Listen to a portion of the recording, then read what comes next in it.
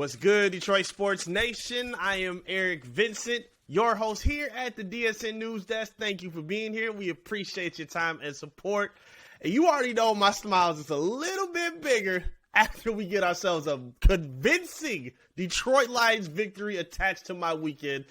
And it was so fun to see. From start to finish, another convincing W by the Detroit Lions against the Jacksonville Jaguars, 40-14, keeping this game in cruise control the entire way. The entire game, the Lions never let up. They never gave the Jaguars a sniff of a chance to even get close in this game. And that's what you want to see from your football team. That's not too much to ask for. Just convincing football that we've been robbed of for decades. And it seems like we're finally getting it now from this football team. Again, I don't even know where to start. Again, shout out to everybody who packed in the Ford Field, had a great time. You could hear how loud it was in there. The traffic and the chaos created downtown is always worth it when it's a Detroit Lions victory attached. And I can't wait to talk about everything that we saw, man. This was a fun game. This was fun all around. Again, the Lions opened up by getting a fumble and stripping it on defense and setting up a short field for the Lions to go score on the opening possession.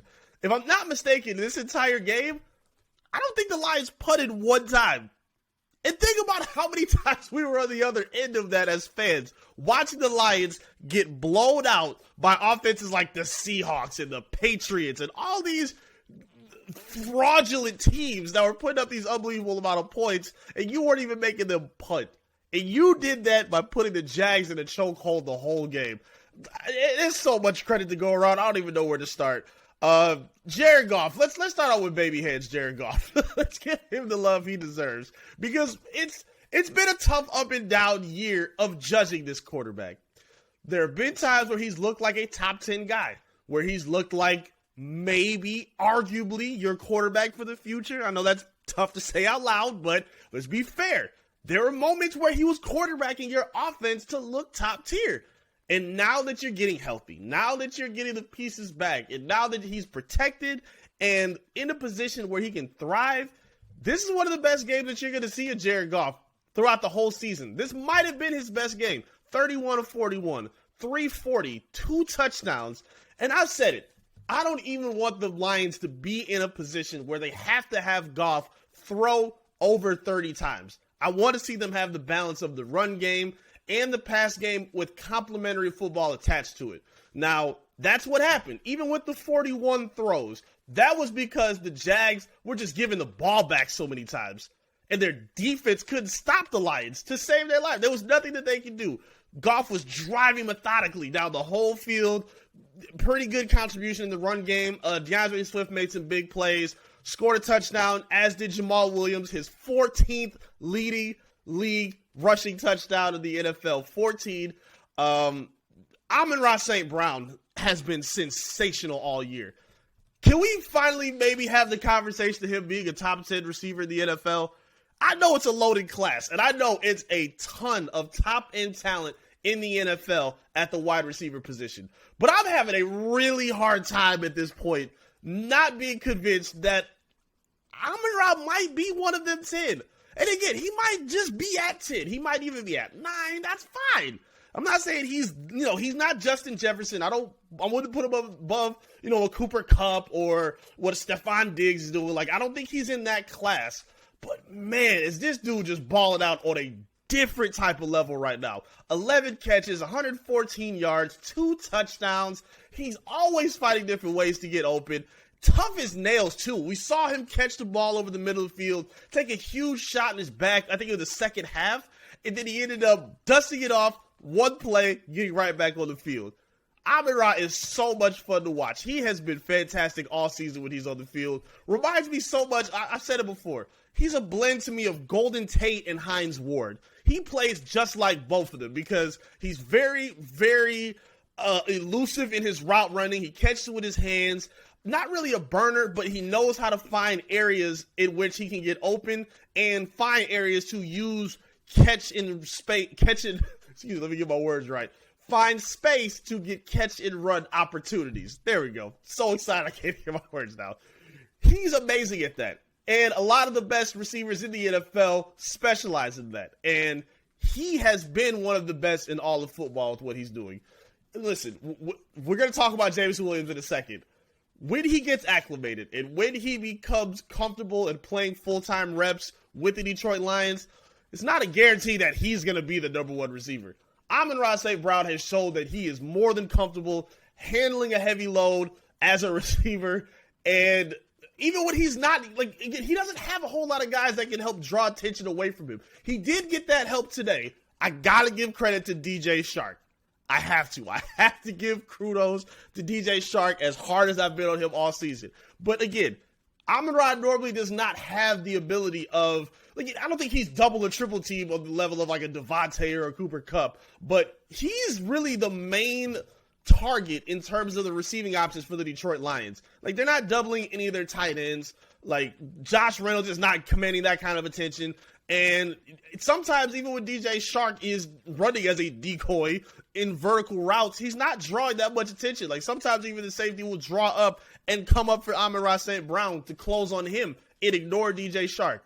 So we've seen that a lot. And what St. Brown has been able to do this season, again, I'm not convinced that he isn't a top 10 receiver at this point. Y'all got to talk me out of that because I'm really thinking about pushing that agenda all week. What he's been able to do, how he's been playing in terms of consistency as your number one guy, he looks like he could be that moving forward. And if you have that between him and J-Mo as a 1A, 1B type of thing, I have no problem with that.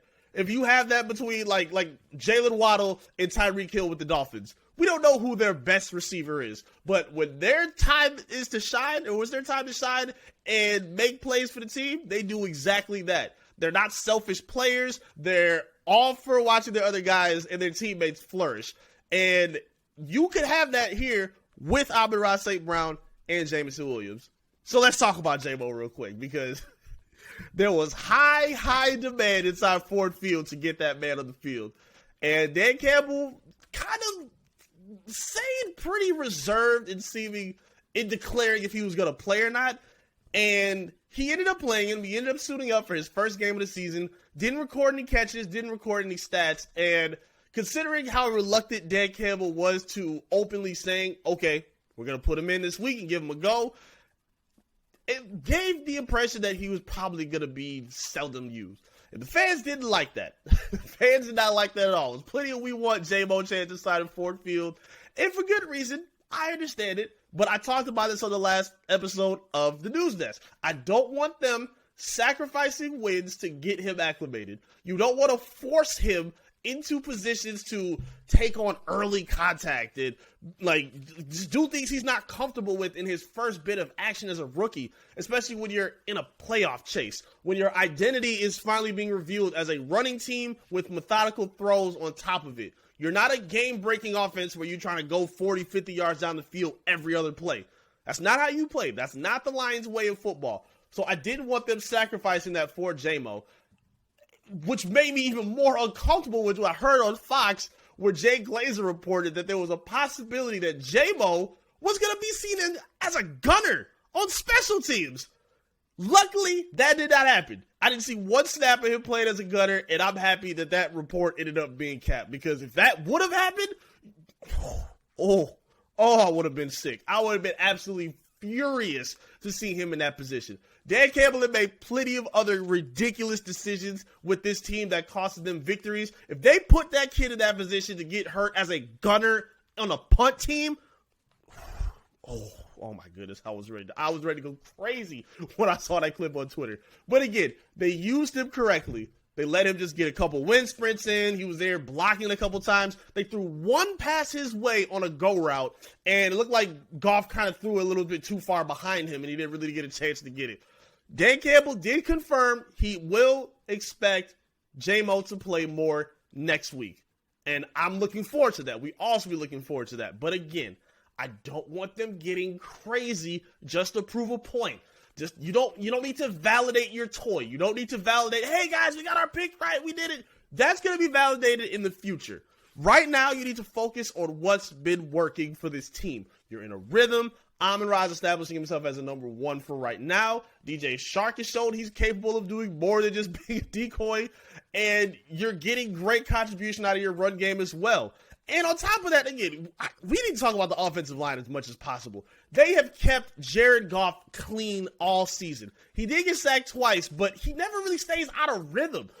I think one of the two, if not both times he was sacked, he scrambled on his own after holding the ball too long because nobody was open. Not because the offensive line wasn't protecting him. So O-line deserves all the kudos in the world for how great they have been this season. So when you keep that type of play rolling for this team, they're going to be closer in the hunt than people realize. Because again, you don't need to worry about tanking, as the Rams, who just lost again to the Seahawks, they're doing you all the favor possible that you need in terms of your draft fortune. You don't need to worry about tanking. You don't need to worry about setting up Brad Holmes with draft picks. Just keep playing, keep winning. You should have a top-end pick by the end of the season, thanks to the Rams. And if you fall in the middle of the pack between 10 to 20 because of what you're doing this season, it'll be worth it based on the product we've seen on the field. The young guys keep getting better. Aiden Hutchinson, James Houston with another sack today.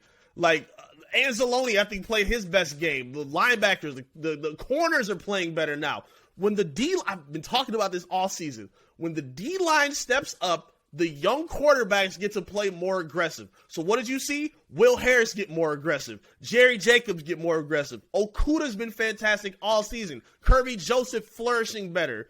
You're seeing the young DBs play better as a complement to the defensive line. When they're able to get pressure on the quarterbacks, they're able to play more aggressively, and they're able to jump routes and be a little bit more handsy and physical with DBs or with receivers than they normally are. That's what we're seeing, and that's what's been working. It's creating turnovers. It's creating short field opportunities for your offense. It's putting up more points. You put up a 40-burger. And I don't care if it's against the Jags. We're not going to say, oh, the Jags. I don't care. You play who you play. And if I'm not mistaken, the Lions are the Lions. Every time the people talk about the Lions, they're the same SOL team. We're going to walk all over them. It's going to be a W. So when we beat teams that are bad, we go celebrate them accordingly. I don't care what the Jags are. I knew they were a bad team coming into it, but you're supposed to take care of bad teams like this. You play against a bad team, you put them in their place. And the Lions have done a good job. Every time they've gotten a victory this season, it has not been outside of maybe the Green Bay game. I feel like every other game that they put up has been convincing. It's not a lot of fluky victories and moments in this game for the Detroit Lions. These victories you can stamp and be proud of. You can hang your hat on them moving into the future with this young team. And as you keep building through the draft, with free agency, and with adding these new foundational pieces to this talent that's getting better and better every week, with a coaching staff that's getting better and better every week, the ceiling is getting higher and higher for the Detroit Lions. And it's not a fluke. It's not a mirage. This is not fake. This is real what we're seeing here. The Lions are playing convincing, winning football that could actually take you somewhere in this weak NFC, in this weak division. Lions are closer than you think, guys. Strap in. I can't wait for the rest of this season. Talk to me in the comment section. I'd love to hear from you. Let me know what you thought about the Lions this week against the Jacksonville Jaguars. 40-14. I'm still in shock. I want to know what you thought about it, though. Talk to me in the comments. Make sure you like the video. If you're new to the channel, subscribe to the channel. Run up them subscriptions so we can get to our next milestone of 6,000 subscribers. Trying to make that happen. We can only do it with your support. So if you're new to the channel, subscribe to the channel and hit that notification bell to get the instant content right here from DSN. Of course, tap into our social media as well. Facebook, Twitter, Instagram, TikTok, all of the above. Search and follow Detroit Sports Nation. And of course, tap in with me at I am Eric Vincent. I appreciate your time. Thank you so much for being here. I will be back on DSN every Monday at 7 o'clock. Beyond the Box with my co-host AJ Riley, talking all things football. We'll be talking Michigan football, NFL, probably unpacking some NBA as well. We cover everything here at DSN to bring the best content your way. So make sure you tap in with us every Monday at 7 o'clock for Beyond the Box. And make sure you tap in here with me again when I wrap with you with another update right here from the DSN News Desk. Peace.